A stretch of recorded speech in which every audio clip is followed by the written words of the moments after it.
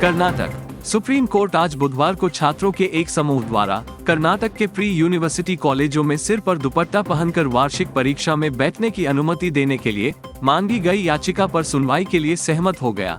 मुख्य न्यायाधीश DY चंद्रचूड़ और न्यायमूर्ति PS नरसिम्हा की पीठ ने कहा कि सूचीबद्ध करने की याचिका पर विचार किया जाएगा।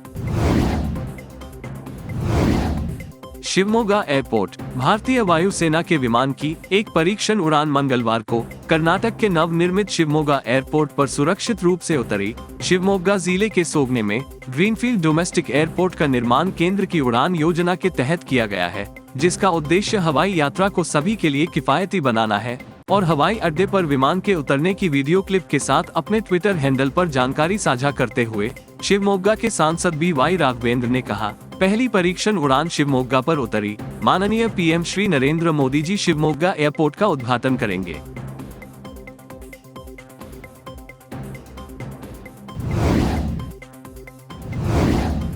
कालाबुरागी चोरी हुई सरकारी बस को पुलिस ने 13 घंटे के अंदर चिंचोली टाउन बस स्टैंड से बरामद कर लिया है। मालूम हो कि चिंचोली पुलिस ने चोरी हुई KKRTC की बस को तेलंगाना राज्य के तंदूर तालुक के भुकेलासा गांव से बरामद किया है। चिंचोली के पुलिस उपाधीक्षक RS उज्जनकोप्पा ने कहा कि बीदर बस डिपो नंबर 2 से मंगलवार तड़के करीब 3 बजे चोरों ने KRTC की KA38F971 नंबर प्लेट वाली बस चुरा ली। चोरों ने बस को तेलंगाना के कोडनगल ले जाकर तंदूर के पास लाकर घेरे के पास रोक लिया और मौके से फरार हो गए।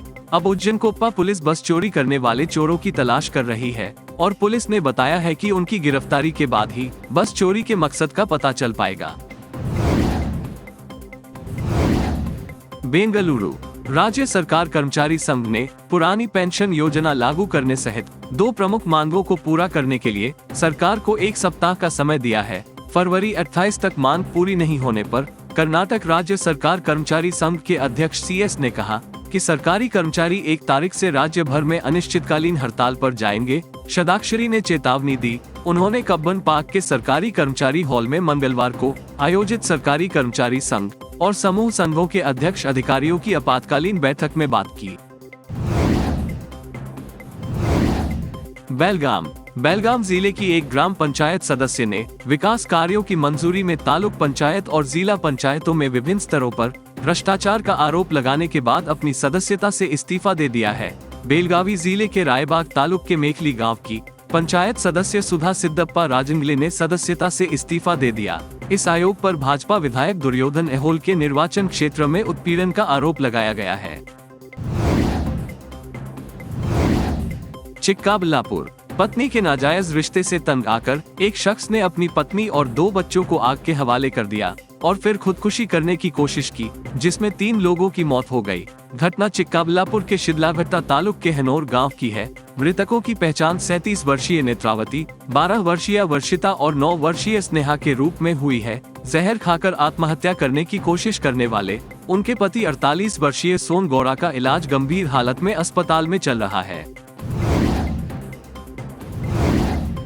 कारवार सवाल उठ रहा है कि क्या बीजेपी के राष्ट्रीय महासचिव विधायक CT रवि मांस खाकर नागाबन और हनुमान मंदिर गए थे।